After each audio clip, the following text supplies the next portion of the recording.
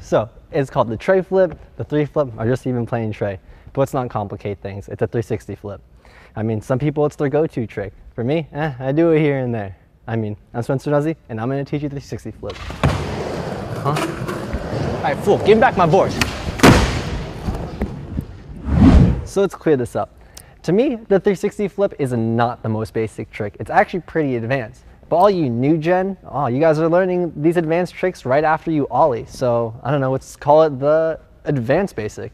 Or the basic advanced? I don't know, whatever.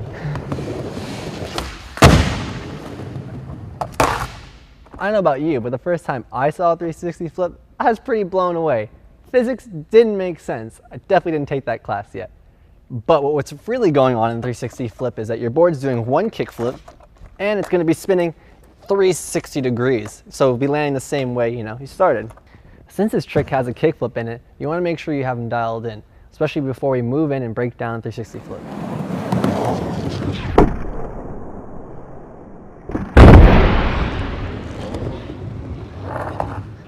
Well, if there's one thing I want you to take home today as well, the scissor kick.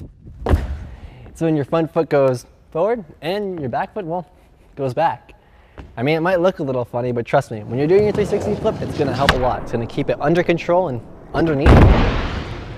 So let's start with foot positioning.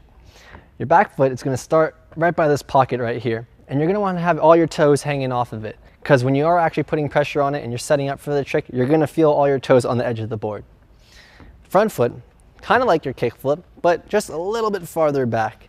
These foot positions might sound a little weird, but once you're actually on it and set up, it's not so bad.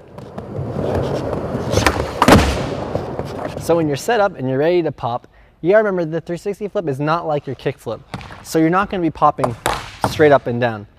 You're actually gonna be doing a more scoop motion with your back foot. So you're gonna be kicking it out like this. Scoop.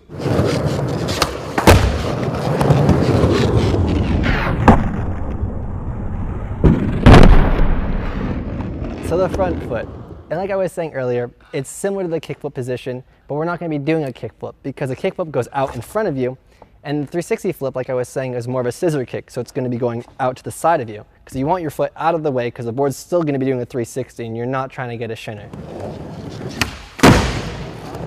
So when you're ready to start spinning your board, your first attempts are not going to look pretty, I'll tell you that. But you're just going to want to learn how to spin the board, stand on it, and just visually see how the board's going to spin. I mean, that's what I did. So once you got your board spinning out of your system, it's time to keep the board underneath you.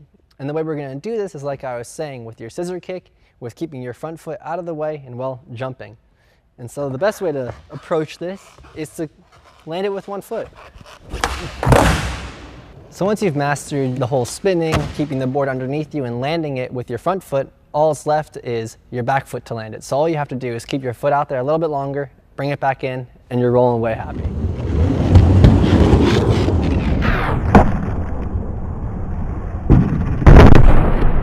If you're still having problems with your 360 flips, some suggestions I can give you would be: one, finding some slippery ground to help with your scoop. Lucky for me, I have Tony's vert amp behind me and it's pretty slippery. And my other suggestion would be try it fakie. It'll definitely keep it underneath you a lot easier, and I know people that have learned it fakie before regular, so try it.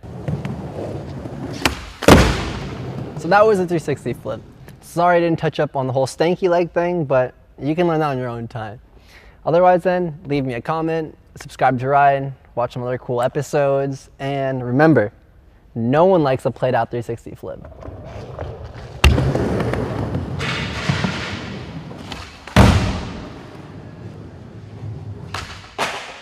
One position because you don't want them moving around because you will fall off. It's going to be wider than 8 inches, and his wheelbase is actually an inch longer than most boards.